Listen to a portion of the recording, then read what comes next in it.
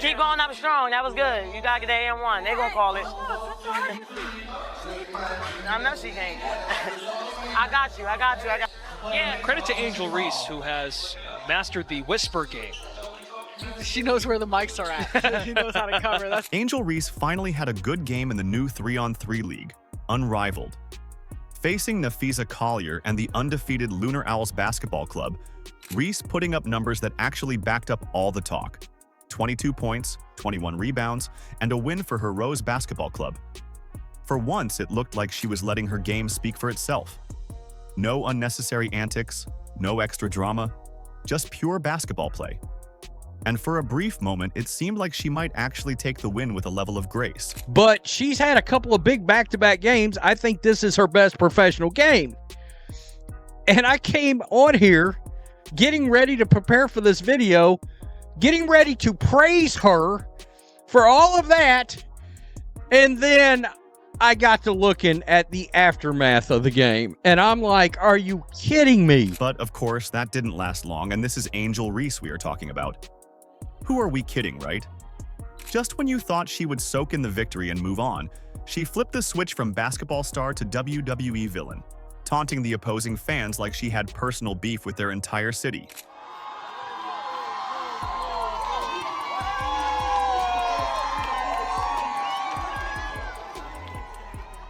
And the second they gave it back to her, suddenly, she's the victim. Reese had one of the strangest nights of her career. She balled out, no doubt about it. She played like she actually belonged in the spotlight for once, proving she could ball in a way that wasn't just about antics. But right when she had the perfect opportunity to leave the court with a W and a little respect, she managed to throw it all away. Instead of basking in the victory, she grabbed the mic and launched into yet another emotional monologue, talking about how hard her life is, how much hate she receives, how unfair everything is for her. To keep going, it's hard. Like, it is hard. To live my life isn't easy. And I don't want to get emotional, but like, that's why I put the work in every day. Cause like, there are little girls that look up to me. There are the college girls that look up to me, and just being able to be inspiration every day. So that's why I just try to keep going through all the negativity.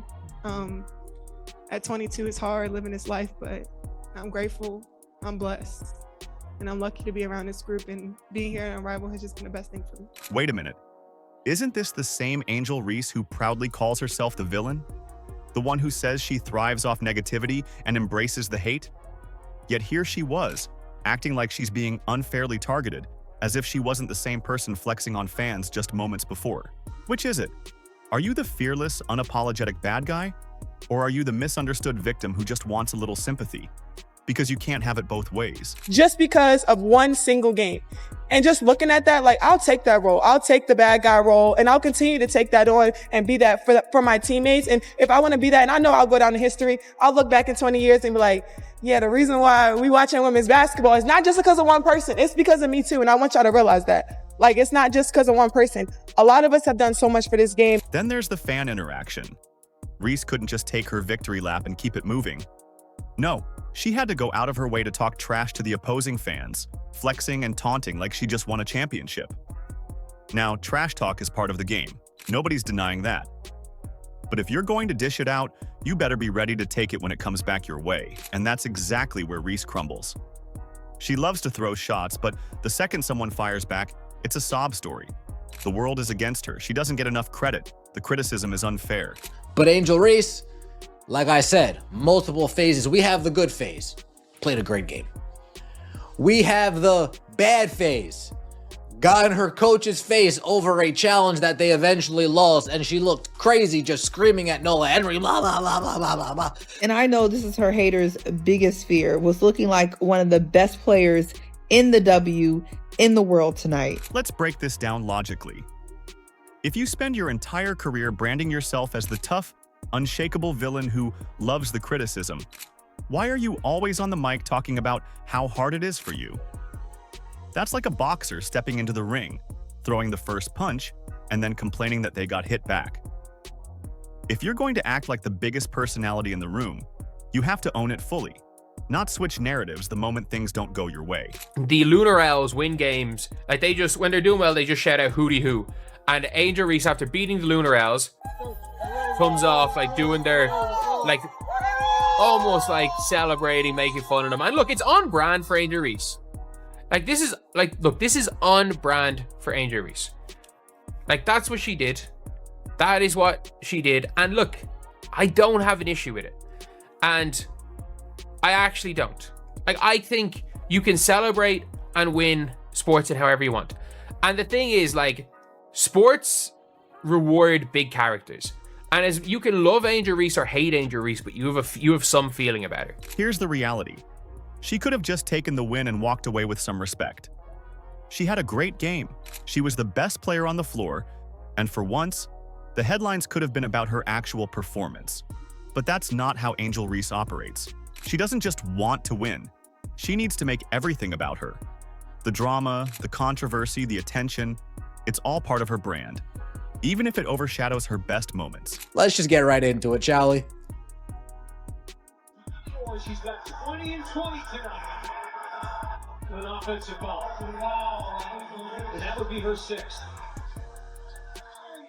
And she's trying to convince her head coach to challenge. Yes, that's Angel Reese screaming, and that's her head coach that you can audibly hear saying, calm down. Calm down. And let's be real. If another player pulled this same stunt, the backlash would be brutal. Imagine Caitlin Clark or Napheesa Collier or Brianna Stewart giving a post-game speech about how tough their life is, right after taunting the crowd. They'd be roasted for days. But Reese? She expects to play both roles. The tough-as-nails trash talker and the fragile, misunderstood hero at the same time. Sorry, but it doesn't work like that. You can't be the one clowning opposing fans in one breath and then asking for sympathy in the next. That's not confidence. That's hypocrisy. At some point, Reese is going to have to decide who she really is. If she wants to be the villain, fine, embrace it. But villains don't beg for sympathy, and if she wants to be a beloved, respected leader, then she needs to stop making everything about controversy and actually let her game do the talking. Because right now, all she's proving is that no matter how well she plays, she's still more invested in being a headline than being a winner. Angel Reese, you turned this into a circus? A clown show. Like, I mean, absolutely no class at all. Zero class. Class right out the window. And then had the nerve to speak about being a role model? Nah, I don't want my daughter acting anything like you. Angel Reese isn't criticized because she's passionate or because she talks trash. Plenty of legends have done that and been celebrated for it. The real issue is that she doesn't keep the same energy when things don't go her way. When she's winning, she's the queen of the court, flexing, taunting, and letting everyone know she's that girl. But when she loses, suddenly she's the victim. The media is out to get her. The world is unfair. The critics are too harsh. You can't play both sides. If she really wanted to shut down the doubters, she'd just let her game speak for itself. She'd put up numbers, win games, and move on. Instead, every game turns into another episode of The Angel Reese Show, where she's both the star and the misunderstood hero. And let's be honest, she wouldn't have it any other way. So like, it's been hard for me, but adjusting and just kind of have that mindset of like just moving on has been something I try to give myself a little bit of grace. Reese has some talent, no question. She can rebound, but she can't seem to just take a win and leave it at that. Every moment has to be bigger than basketball. That's why, no matter how well she plays, there's always something extra. Always another unnecessary spectacle that overshadows her actual performance. It's the reason people don't take her seriously. She thrives on the attention but then complains about it in the same breath. And that's why every time she makes headlines, people are more focused on what she said than how she played. I don't really get to speak out on things just because I just try to ignore, and I just try to stand strong. Like, I've been through so much. I've seen so much. 1 minute, Reese wants to be the villain. She leans into it, embraces the booze, and tells the world she feeds off negativity. But then, the moment she doesn't get the praise she thinks she deserves, she flips the script and starts talking about how she's unappreciated. Just recently, she dropped the "I changed basketball too" line. Oh, really? Because last time we checked, she was the same one who said, Hating pays my bills. So which is it? Do you want to be the bad guy or the beloved icon? Because right now she's looking like a WWE character with an identity crisis. One second she's taunting Caitlin Clark and waving her hand in opponents' faces. The next, she's on a sympathy tour acting like she's the most underappreciated star in women's basketball. I just hope y'all know the WNBA don't pay my bills at all. I don't even think that pays one of my bills. I'm gonna do the math real quick. He might cover that. Yeah, Is it covers it like- that. It is definitely it- covers that. What is my, I don't even know my salary. And let's not forget the latest contradiction, her WNBA paycheck complaint. Angel Reese went on record saying she doesn't get paid enough to afford rent.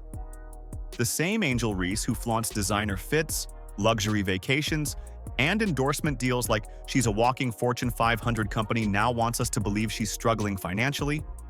The same player who constantly posts about getting to the bag is suddenly broke when it's convenient.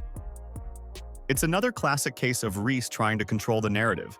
She's either the villain or the struggling underdog, whichever version gets her more sympathy at the time. No, my rent is more than that. It's 8,000. I'm living beyond my means. Look, Angel Reese is good for the game in the sense that she keeps things interesting. She brings drama, she generates discussion. But changing basketball? Please. If anything, she's just changed the way people argue on social media. As for the whole "I can't pay rent" storyline, either she's trolling or she seriously needs a financial advisor. One thing's for sure, she's going to keep talking, and the world is going to keep watching. Just make sure to take notes because the version of Angel Reese you see today might not be the same one you get tomorrow. So I had to watch the Lunar Owls versus the Rose on replay because I was playing my own basketball game. And I am reminded once again that the stuff that Angel was doing tonight and the stuff that she does every night is extraordinary. I went for one loose ball and twisted my whole dog ankle. So yeah. But anyway, Angel Reese, and I know this is her haters' biggest fear, was looking like one of the best players in the world tonight. 22 points, 21 rebounds, 52% from the field. Angel Reese didn't just have a great game, she dominated. She torched the Lunar Owls, dropped a double-double, and made sure everyone in the arena knew it. But of course, in classic Angel Reese fashion, she couldn't just celebrate the win and keep it moving. No, she had to turn the whole thing into a spectacle. Instead of walking off the court with dignity, she went full-on mascot mode, flapping her arms and hooting like she just got drafted into the Owl Kingdom. It wasn't just trash talk. It was a full-on performance, the kind of thing you'd expect from a halftime show, not a professional basketball player. She's out here staring down benches, flexing on defenders, and making sure every camera in the building catches her reactions. But when the energy shifts, she looks blindsided, like she just got hit with a plot twist she didn't see coming. Fans aren't just going to sit there and let her run the show without pushing back. If you're going to clown the crowd is going to clown you right back. That's the energy of the game. But Angel? She wants to be the loudest voice in the room with no echo. She wants to play the role of the trash-talking queen, but she's allergic to clapbacks. Giving the Lunar Owls fans the hootie hoo.